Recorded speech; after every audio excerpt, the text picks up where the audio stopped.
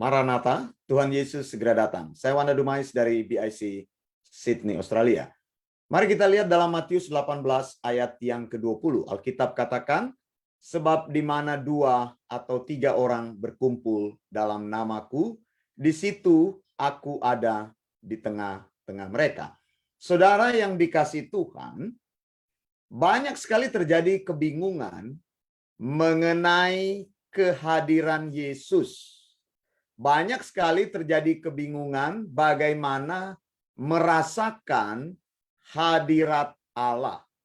Kita sering mendengar orang berkata bahwa ya Tuhan, biarlah hadirat-Mu hadir. Ada orang-orang yang berkata, kami minta Tuhan agar kami bisa merasakan hadirat-Mu. Saudara, sejak Tuhan Yesus naik ke surga, orang tidak bisa lagi merasakan kehadiran Tuhan secara fisik.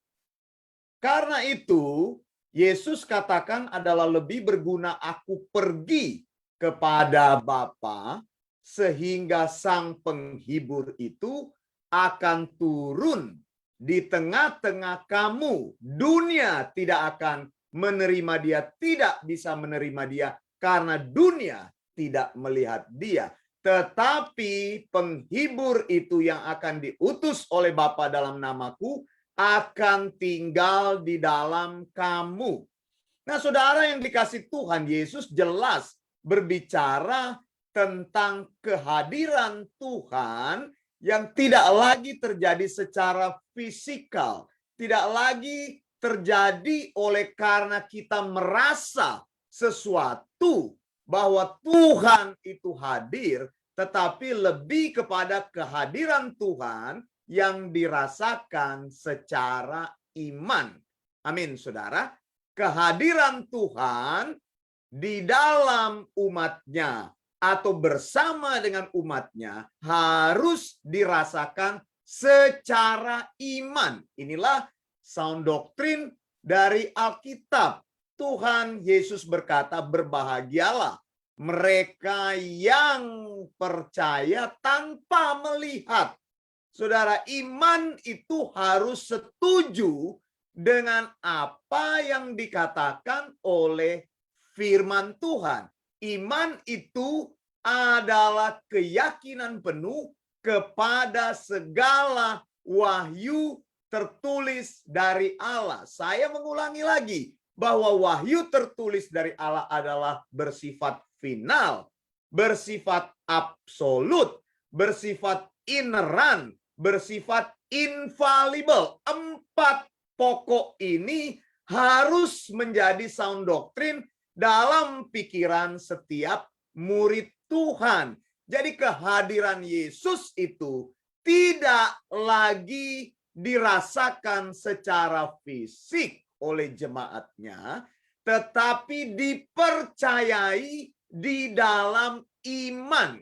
Amin. Saudara katakan 1, 2, 3. Dipercayai di dalam iman. Jadi bagaimana cara berimanmu, cara engkau menanggapi firman Tuhan, engkau akan tahu bahwa Roh Kudus berdiam di dalam orang yang sudah percaya kepada Yesus. Matius 18 ayat 20 katakan, sebab di mana 2 atau 3 orang berkumpul dalam namaku, di situ aku ada di tengah-tengah mereka. Yesus bicara tentang kehadirannya, Yesus bicara tentang approval-nya, Yesus bicara tentang bagaimana dia akan bersama dengan orang-orang atau tubuhnya apabila mereka berkumpul di dalam nama Yesus.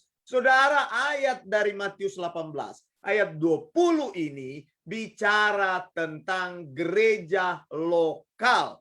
Mereka berkumpul dalam nama Yesus. Mereka mempunyai keyakinan iman. Itu yang pertama ya. Mereka mempunyai pengakuan iman bahwa Yesus adalah Mesias. Yesus adalah anak Allah yang hidup. Yesus itu adalah Allah yang sejati. Mari kita katakan, Yesus adalah Allah yang sejati. Kalau engkau mempunyai pengakuan iman ini dan berkumpul dengan orang yang mempunyai pengakuan iman yang sama, maka engkau disebut dengan gereja lokal. Dan Tuhan hadir di dalam gerejanya.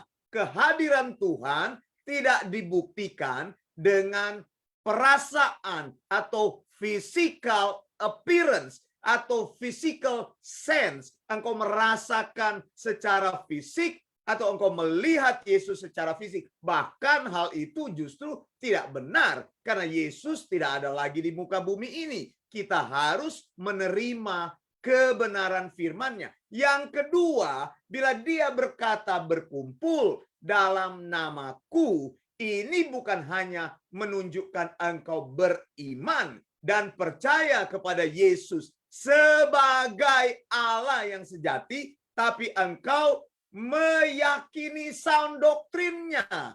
Bagaimana mungkin satu gereja berkumpul, orang-orang yang berada dalam jemaat lokal berkumpul, tapi mereka tidak percaya kepada sound doktrin, tidak mengajarkan sound doktrin Tuhan. Bagaimana mungkin dikatakan mereka berkumpul atas nama Tuhan? Gereja tidak dibangun dengan ajaran-ajaran populer. Gereja tidak dibangun dengan pekerjaan-pekerjaan sosial.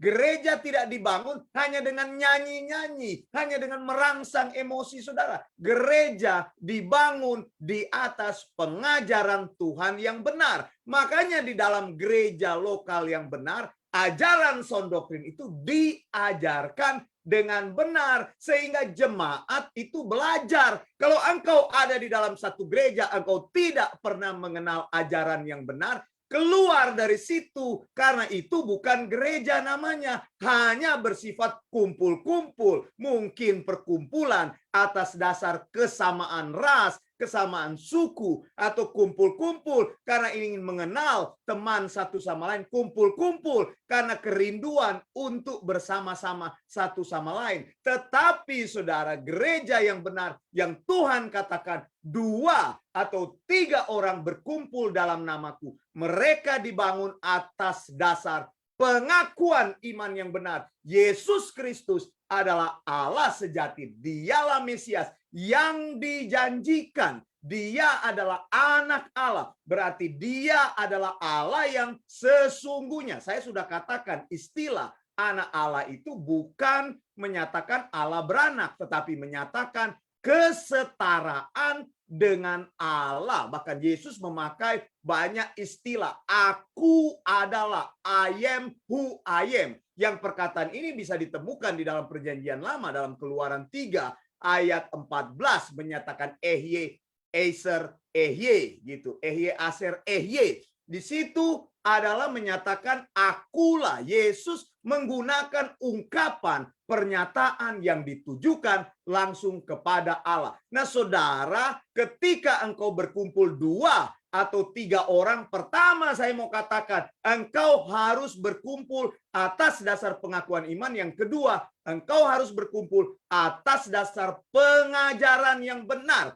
Ajaran apa yang sudah engkau terima? Apakah engkau datang ke satu tempat mendengar ajaran yang benar, atau pendetanya cuma kacau-kacau mengajarkan Injil kepadamu, bukan pengajaran yang benar, hanya masuk telinga kirimu, keluar telinga kananmu. Engkau datang situ, engkau tidak mengerti, engkau datang di situ, engkau tidak pernah tahu apa ajaran yang sesungguhnya. Sesungguhnya Yesus hadir ketika kita mengajarkan sound doktrinnya. Ajaran yang sehat, bukan mengajarkan segala praktek-praktek yang tidak ada hubungan dengan Injil. Kebanyakan hamba Tuhan karena tidak sekolah, tidak belajar, tidak pernah duduk di bawah sound doktrin, tidak mau tunduk pada sound doktrin, ajarannya itu kacau. Dia sampaikan semua ajaran dari pikiran dia sendiri, tidak tahu menafsir firman Tuhan. Makanya kami mengajak supaya orang-orang belajar di dalam pengajaran yang benar, di dalam sistem pengajaran yang benar, agar Injil bisa dideliver dengan benar. Sehingga ketika kita memberitakan sound doctrine,